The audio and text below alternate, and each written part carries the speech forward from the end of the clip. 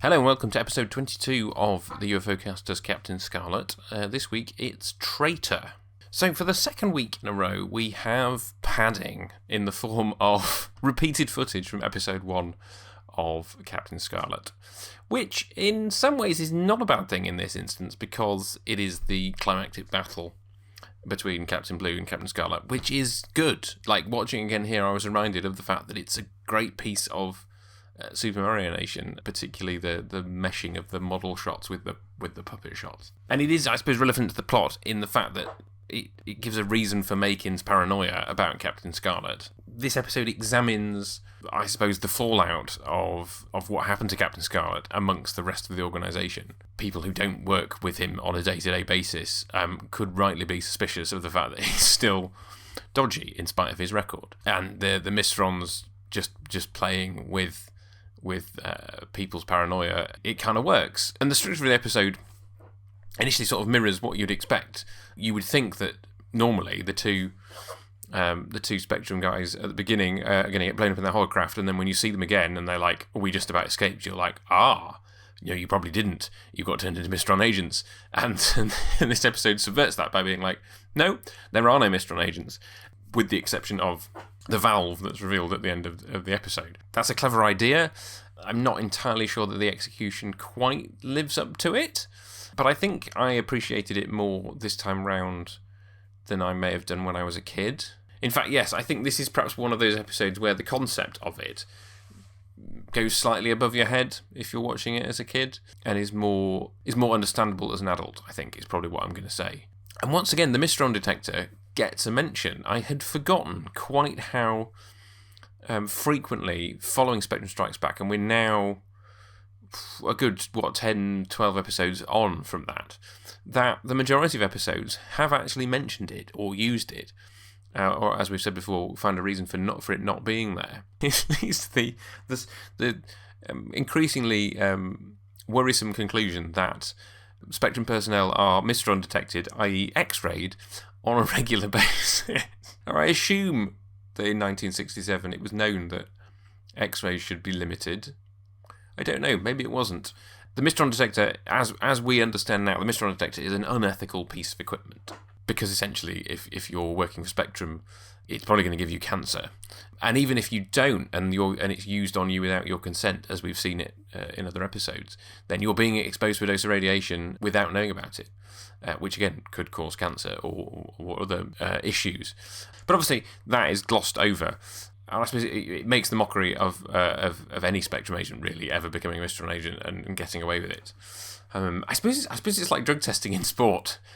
If you were a Spectrum agent who'd become a Mysteron, you would find a way of avoiding or trying to avoid your next Mysteron detection stint. And I suppose that's what's clever about the Mysteron plan is just saying, well, there's a traitor amongst you.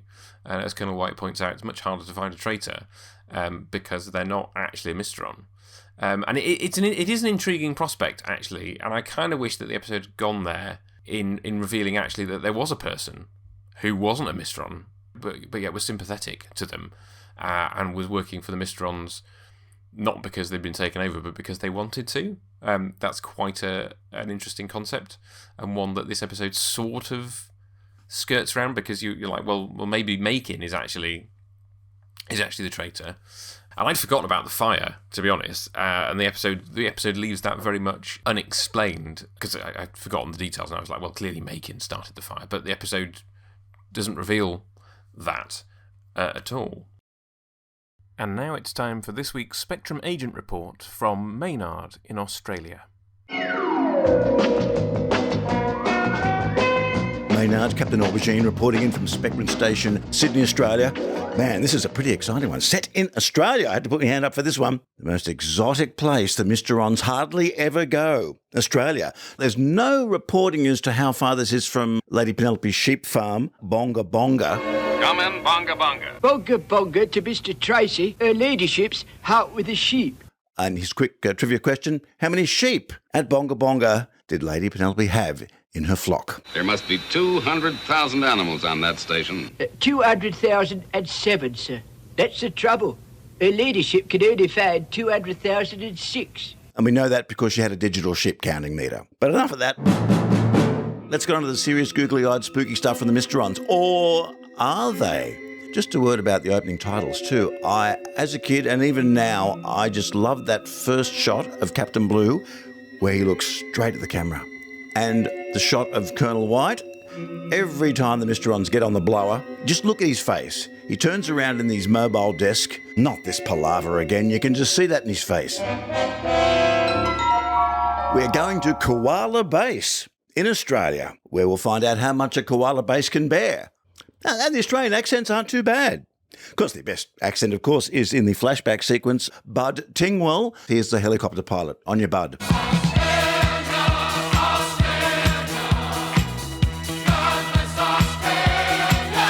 Jerry Anderson was quite prophetic, because even to this day in Pitt Street, Sydney, you can't move for the amount of hovercrafts that people use to get around in Australia.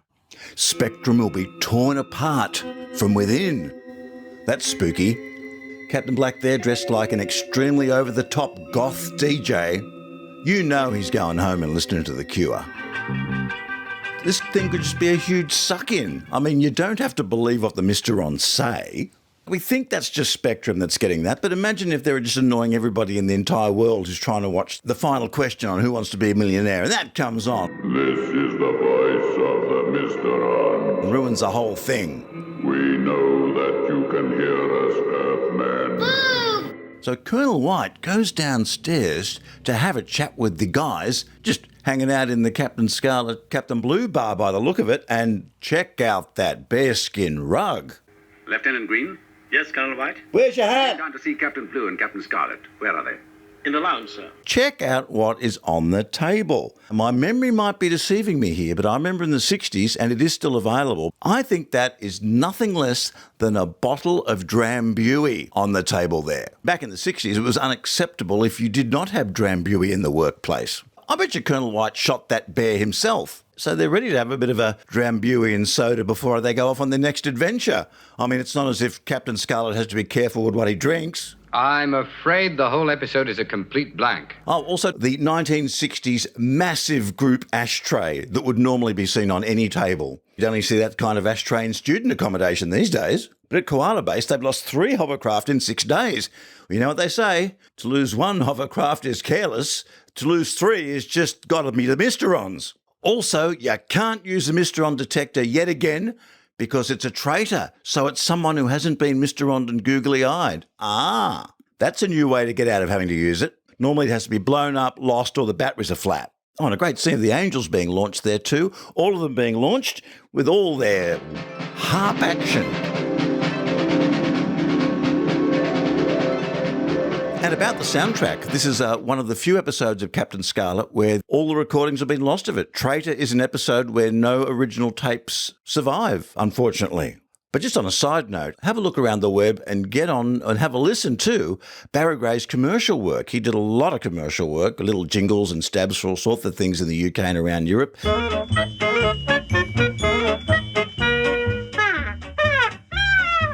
That guy was a genius, and his music in this is not enough jazz flute, as in Model Spy,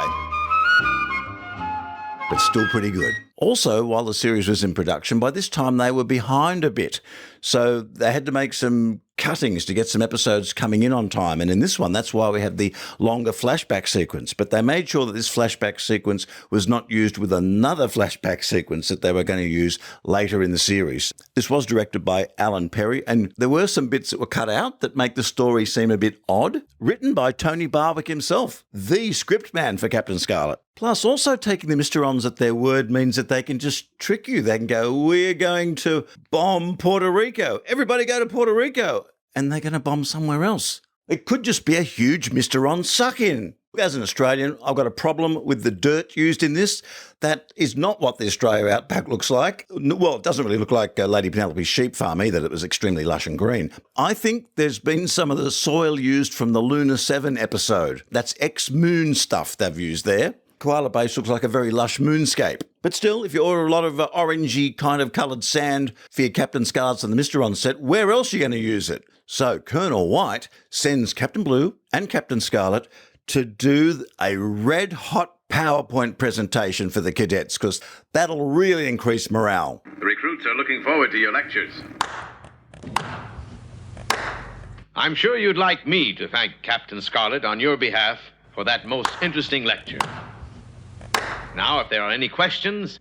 Captain Scarlet. Yeah, that lecture was really great and everything, but could you tell us about that time you died? And try not to leave out any of the really painful personal details. Could you tell us the time you died, you know, the big fall? And don't leave out the bit with Bud Tingwell. Then we flash back to the footage of that fateful day, where it seems they did want to capture the world president alive once again. If you'd parked your car in that car station that day and then Spectrum came along and completely knocked it down, you'd be just slightly irked. Yeah, I'll be home to pick up the kit. What, the car? What, the whole parking station's gone? Oh, that'd be that Spectrum mob again, wouldn't it? Them in their bloody helicopter. Spectrum helicopter A42. What is your position? I'm already heading for London Carview. We'll rendezvous in 1 minute. Bud Tingwell. Fashion-wise, one of the only faults I can spot in this episode, Traitor, is that Captain Blue and Captain Scarlet don't have matching blue and scarlet pyjamas. That'd be cool. And just on the whole Captain Scarlet sleeping issue, I'm surprised that guy can get any sleep with the amount of trauma he's continually getting, being killed at least once or twice a week, and coming back, and getting killed again, and coming back. And he can sleep? He can close his eyes and go, la, la, la. Come on. Yes, I'm all right. But then in their sleeping quarters, fire breaks out in their quarters. It's like someone has left a patchouli candle a bit too close to the curtain or something. Again, in the crew huts, no smoke detectors. I guess it was the 60s. If you put a smoke detector in the hut, it'd be going off all the time because everyone would be having a puff on the Rothmans.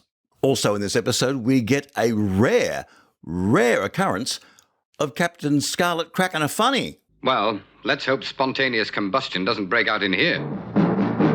And so now the episode Traitor changes from a search to a possible traitor to a whodunit.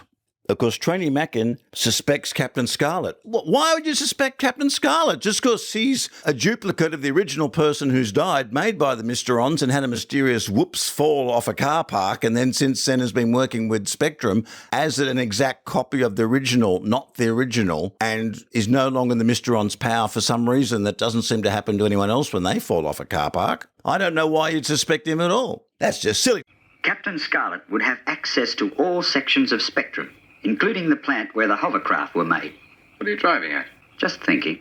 As it was originally filmed, it was intended to have a bit of a shadowy person moving around near the curtain, so it might give you a bit of a thought that, who's that? But that had to be cut for time. So after the mysterious fire the night before, they hop on for their hovercraft mission.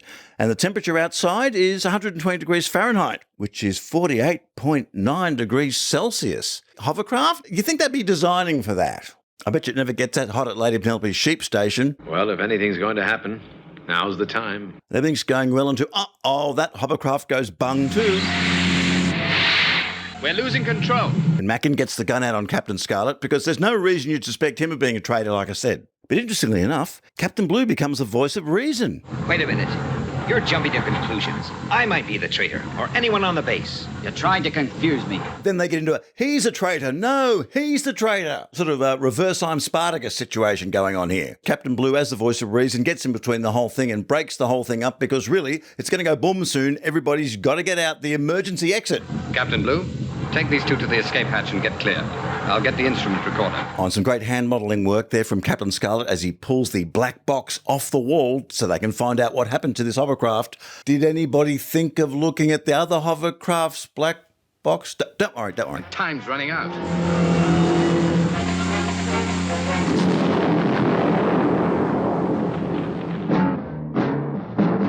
Well, gentlemen, there's our traitor. One tiny valve from the hovercraft hydraulic system caused all the trouble. Yes, Major. We have seen how the Mysterons play on the weaknesses of men. Some philosophy there with Colonel White at the end. No apology, sorry about the whole wanting to shoot you thing. It's just, the Mysterons do what the Mysterons do. We can only assume it is the work of the Mysterons. The problem all this time has been crap engineering. A faulty hydraulic valve. It seems the Mysterons have been able to alter the atomic structure of the very metal itself. Or maybe there's just some dodgy hydraulic valve manufacturer somewhere in Sheffield. So does that mean the Mysterons put their googly eyes on the hovercraft at some stage like they do with other inanimate objects to make them fail? Or is that the way they always make things fail? It's an episode that kind of raises more questions than answers, really. This gives weight to Luke's theory that the Mysterons are just doing this whole war of nerd things with the Earthmen because, well, they've got time on their hands, really. It's not like they've got to go to work. They can rebuild anything they've already done. They're probably sitting around on a Friday afternoon going, I know, let's make a Valve week on the hovercraft, let them all fight amongst themselves. So the whole Mysterons war with Earth is kind of like they're doing it for Mysterons and giggles.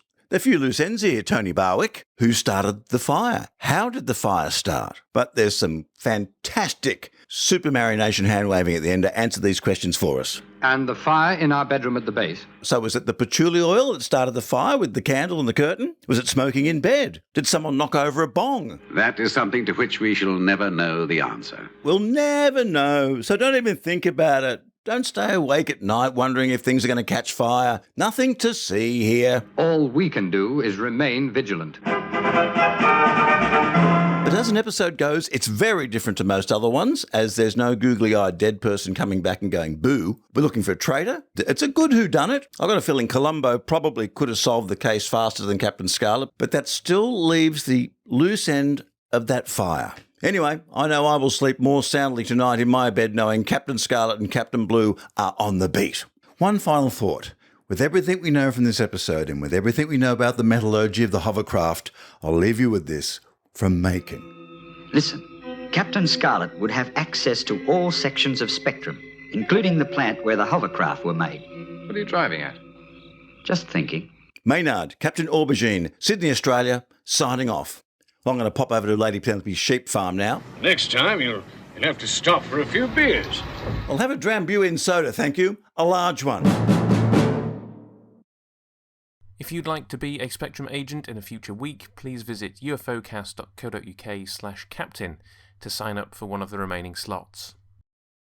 So, as far as episode order goes, it's 16 on the DVD, so slightly earlier in the run. 20 on the VHS, so similar places in the running order from sort of middle to a little bit later than that. New Mystron powers. Well, this is very explicitly laid out in this episode that fiddling with the metallurgy of an object is a Mystron power. Quite how they did it, we don't know. And Mysterons still large. Well, there aren't any Mystron agents. The Mysterons say their piece at the beginning of the episode and never seen again. So no Mysterons to be at large. Is this a win or a loss? Well, I suppose ultimately it's a win for Spectrum in that they figure out what has gone on. As usual, the Mysterons have gained something in terms of people's stress and paranoia, and 4 exploded hovercrafts. So still something of a mixed bag, but ultimately a win for Spectrum. And of course, there will be no Mystron puppets down to the gallery this week. So join me next time for episode 23. Place of Angels, which I remember very little about, apart from the fact that I think it's the second episode that we will come across where the Mystron agent is a woman. So looking forward to revisiting that one and seeing if I remember any of it as it goes out.